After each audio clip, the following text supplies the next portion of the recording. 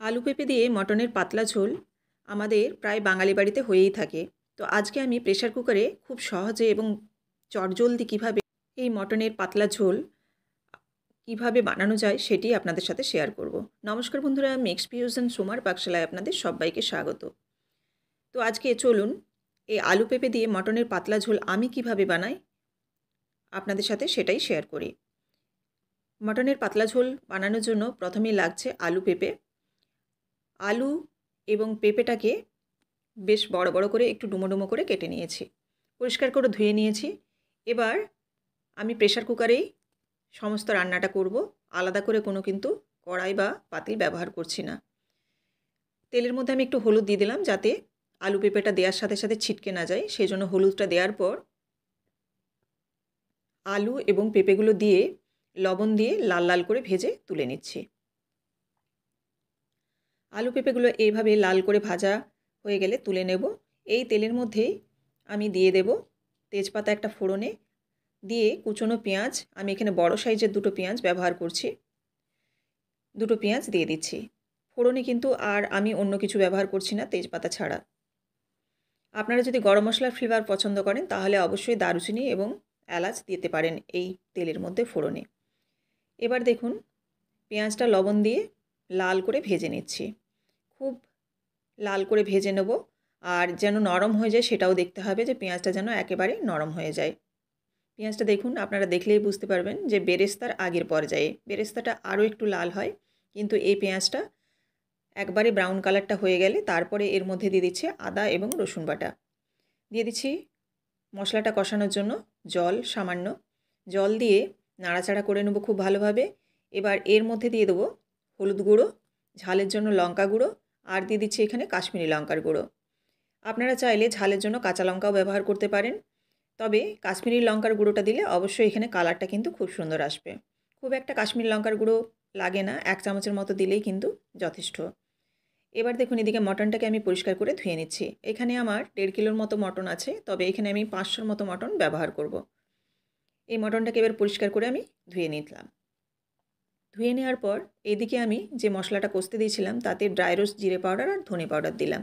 এখানে ধনে এবং জিরে পাউডারটা আমি মশলাটা একটু কষানো হয়ে যাওয়ার পর তারপর দিয়েছি। আপনারা যদি কাঁচা ধনে জিরে গুঁড়ো ব্যবহার করেন তাহলে কিন্তু যখন আদা এবং রসুনটা দিলেন সেই সময় কিন্তু ধনে জিরে গুঁড়োটা দিয়ে কষাতে থাকবেন, তাহলে কিন্তু কাঁচা গন্ধটা চলে যাবে। এবার দেখুন আরও কিন্তু সময় নিয়ে লো ফ্লেমে অনেকক্ষণ ধরে এই মশলাটাকে কষিয়ে নিয়েছি, মোটামুটি ধরুন আরও 3 থেকে 4 মিনিটের মতো কষিয়ে নিয়েছি। এবার খুব ভালোভাবে যখন মশলাটা কষানো হয়ে যাবে এবং তেল ছাড়া ছাড়া হয়ে যাবে তখন এর মধ্যে মটনটা দিয়ে দেবো। এখানে আমি 500 মতো মটন ব্যবহার করছি। এবার মটনটা দিয়ে নাড়াচাড়া করব, নাড়াচাড়া করে খুব ভালোভাবে কষিয়ে নিতে হবে। মটনটা যখন এরকম একটু বেশ কষানো হয়ে যাবে তখন এর মধ্যে এবার দেব লবণ, আর দিচ্ছি খুব সামান্য চিনি। চিনিটা খুব কম পরিমাণেই দিচ্ছি, যারা চিনি খাবেন না তারা দেবেন না, তবে বলবো যে আদা পেঁয়াজ বা আদা রসুনের তরকারিতে একটু কিন্তু চিনি অবশ্যই দেবেন, দেখবেন টেস্টের ব্যালেন্সটা খুব ভালো আসে। তো এবার দেখুন ভালোভাবে নাড়াচাড়া করে নিয়েছি, করে লো ফ্লেমে বেশ কিছুক্ষণ ধরে কষিয়ে নিয়েছি। মটনটা আপনারা ঢাকা দিয়েও কষাতে পারেন, তবে আমি এখানে কোনো ঢাকা ব্যবহার করিনি, যেহেতু প্রেসার কুকারে সেদ্ধ হয়ে যাবে সেজন্য কিন্তু ঢাকা খুলেই আমি মটনটাকে কষিয়ে নিলাম। খুব ভালোভাবে যখন কষানো হয়ে যাবে তখন এর মধ্যে দিয়ে দেব গরম জল। এখানে আমি গরম জল ব্যবহার করছি, গরম জল দিলে টেস্টও ভালো আসবে আর রান্নাটাও তাড়াতাড়ি হবে। এবার ভেজে রাখা আলু পেঁপেগুলো দিয়ে দিলাম, আর যেহেতু পাতলা ঝোল করব সেজন্য জলটা কম লাগছিল, আরও কিছুটা জল দিয়ে দিলাম। দিয়ে এইভাবে নাড়াচাড়া করে নিলাম, নাড়াচাড়া করে এবার প্রেসার কুকারে ঢাকাটা বন্ধ করে দেবো। এই পর্যায়ে আপনারা লবণটা কিন্তু ঠিকঠাকভাবে দেখে নেবেন। এবার প্রেসার কুকারে আমি বসিয়ে দিয়েছি, এখানে আমি 3টে সিটি দেব। 3টে সিটি দিয়ে মোটামুটি 15 মিনিটের মতো লো ফ্লেমে রেখে দেবো। লো ফ্লেমে 15 মিনিট থাকার পর গ্যাসের ফ্লেমটা অফ করব। গ্যাসের ফ্লেমটা অফ করার পর সঙ্গে সঙ্গে কিন্তু এই ঢাকাটা খুলব না, আরও 10 মিনিট রেখে দিতে হবে। রেখে দেওয়ার পর আমি গ্যাসে আরও কিছুক্ষণ ফুটিয়ে নিচ্ছি ঢাকাটা খুলে। এই ঢাকাটা খুলে যদি ফোটান তাহলে কিন্তু একদম কড়াইয়ের মাংসর মতো টেস্ট আসবে। আমার অনেক বন্ধুরাই আছেন যারা বলেন যে প্রেসার কুকারে খাসি মাংস রান্না করলে খুব একটা স্বাদ আসে না, কড়াইয়ে যতটা স্বাদ হয় ঠিক সেরকম আসে না। তবে এই রকম ঢাকাটা খুলে আপনারা রান্না হওয়ার পর আরও যদি 4 থেকে 5 মিনিট লো ফ্লেমে এরকম ঢাকাটা খুলে ফুটিয়ে নেন তাহলে কিন্তু একদম কড়াইয়ের মতো টেস্ট আসবে। আপনারা এরকমভাবে একবার বানিয়ে দেখবেন, একদম প্রেসার কুকারের মধ্যে যে একটা সেদ্ধ গন্ধ থাকে, সেদ্ধ একটা গন্ধ থাকে, সেই গন্ধটাও থাকবে না। একদম কড়াইয়ের যে মাংস রান্না হয় সেরকম কিন্তু একদম টেস্ট পাবেন।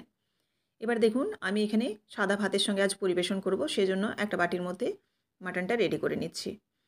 মাটনটা রেডি করে আজকে আমি সাদা ভাতের সাথে পরিবেশন করছি।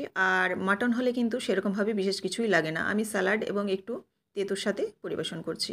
তো এই রেসিপিটি আপনারা প্রথম থেকে শেষ পর্যন্ত দেখলেন। যদি ভালো লেগে থাকে অবশ্যই লাইক, কমেন্ট এবং শেয়ার করবেন। আর এরকমই প্রত্যেকদিন নিত্য নতুন রেসিপি দেখার জন্য অবশ্যই চ্যানেলটিকে সাবস্ক্রাইব করে বেল বাটনটি প্রেস করে দেবেন, যাতে আমার রান্নার সমস্ত নোটিফিকেশন আপনাদের কাছে সবার আগে পৌঁছে যায়। তো এরকমভাবে বাড়িতে ঘরোয়াভাবে হালকা পাতলা আলু পেঁপে দিয়ে মটনের ঝোল আপনারা এই প্রসেসে একবার বানিয়ে দেখবেন, ভীষণ ভালো খেতে হবে। আবারও আপনাদের সাথে দেখা হচ্ছে আগামীকাল অন্য কোনো একটি রেসিপির সাথে। সবাই ভালো থাকবেন। ধন্যবাদ।